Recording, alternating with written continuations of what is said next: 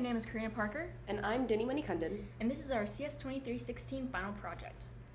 In this final project, we decided to analyze the performance of the U.S. stock market, look at inflation rates and derivative trading data, which is a financial contract that enables an investor to buy or sell an asset at a specified future date.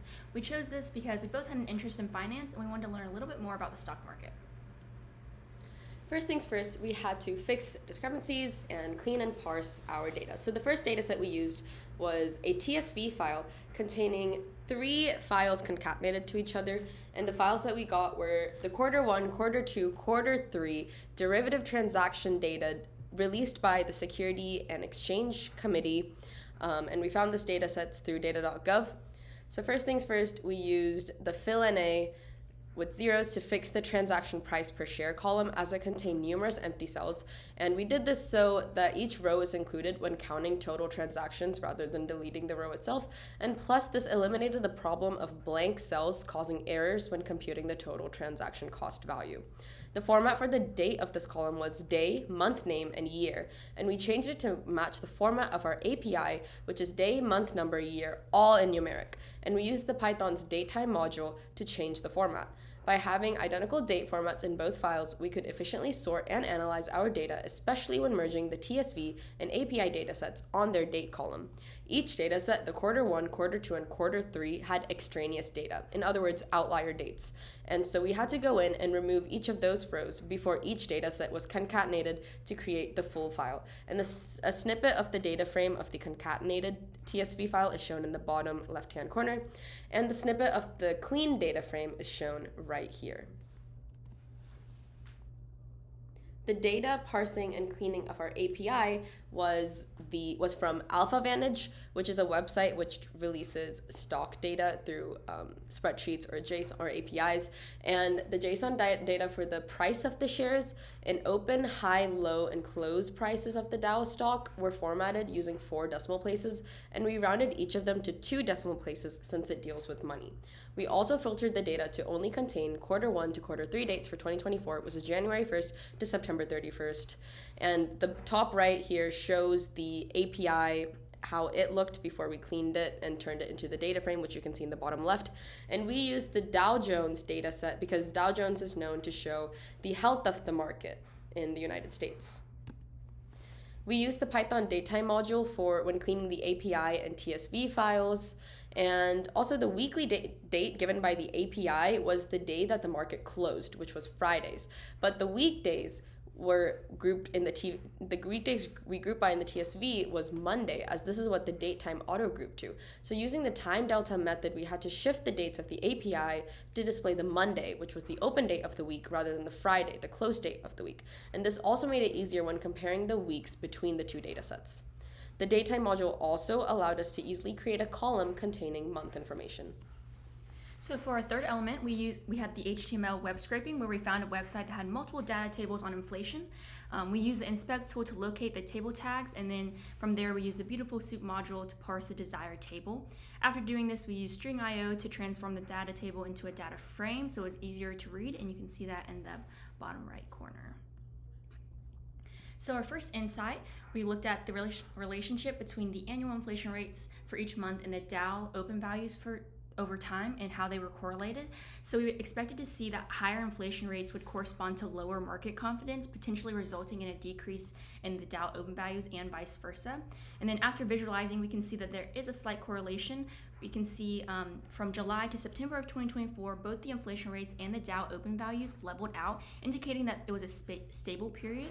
And then May 2024, we see a peak in the Dow open value, and that coincides with a low inflation rate, which aligns with the idea that low inflation supports a higher stock value. However, when the inflation rate turns negative in June, the Dow open value does not see a significant rise, suggesting that during that time, other factors such as interest rates might have a key role in the stock market.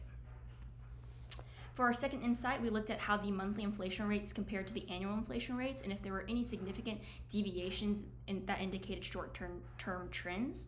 So as you can see in the visualization, the monthly inflation rate demonstrated minor fluctuations ranging between negative 0.1% and 0.4%, and the annual inflation rate showed a general downward trend from January to September, both showing similar levels of variability. The monthly rates reflected a minor short-term fluctuation while the annual rates showed a gradual decline, maintaining a smoother trajectory. From this, we conclude that the lack of significant seasonal differences indicates that a 2024 downward annual inflation trends were likely shaped by larger systematic factors rather than just seasonal customer patterns. For our third insight, we looked into the average annual inflation rates and how it's changed since 2024, and if there were any noticeable trends or patterns that indicated significant economic shifts. So as you can see from the visual, from 2014 to 2019, the inflation rate remained relatively low, averaging between 0.1% and 2.45%. And then there was a significant surge in inflation that occurred in 2021 and reached its peak in 2022 with an 8.2% inflation. And then post 2022, it started dropping off, and then now in 2024, it's about 2.99%. From this, we can just conclude that the inflation remained stable before 2020 and then surged post-pandemic period, and now is kind of showing signs of a stabilization, reflecting the effects of monetary and policy intervention. Our next insight was seeing what the highest and lowest open and close values of the Dow in 2024 were and when they occurred. We also compared the open and close values of each week, and we found that they tended to be very similar, and there was no more than a $2 variance between the open and close value per day. And the max open and close values both occurred in the first half of April, and both minimum values occurred in September. We concluded through this that the minimal variations indicate a relatively stable market trend throughout the year, and the peak in April could be attributed to seasonal market trends, while the dip in September might reflect end of the summer market corrections or economic uncertainties.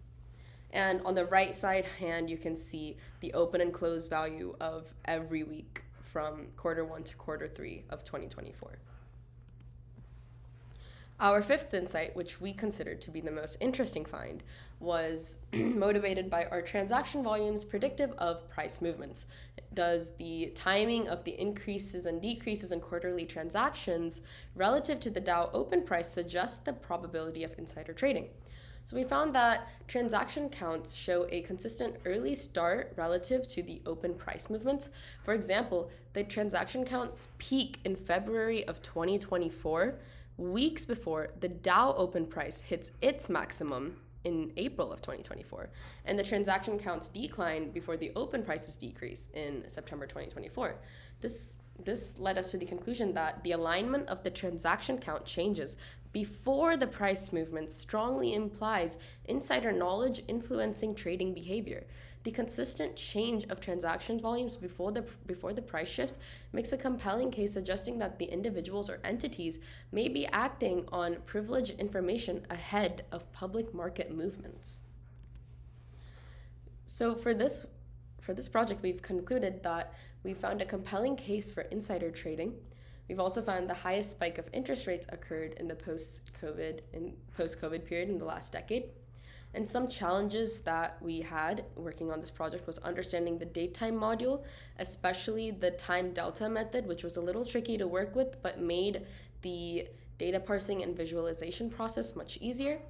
Cleaning up the TSV file and understanding what each column meant, as there were 42 different columns, and what they referred to, and updating the graphs so that they displayed a readable format, for example, creating a dual axis. So after we finished our project, we saw so many ways it could be expanded. For instance, looking at the overall sentiment of the public and the government interventions, such as tax changes or unemployment benefits could correlate to market behavior. So that's something we could look into in the future. And then also differentiating between different types of insider trading activities, such as purchases versus sales or transactions by executives or employees, and then the motivation behind these could vary, which would have different implications on the stock prices. Thank you.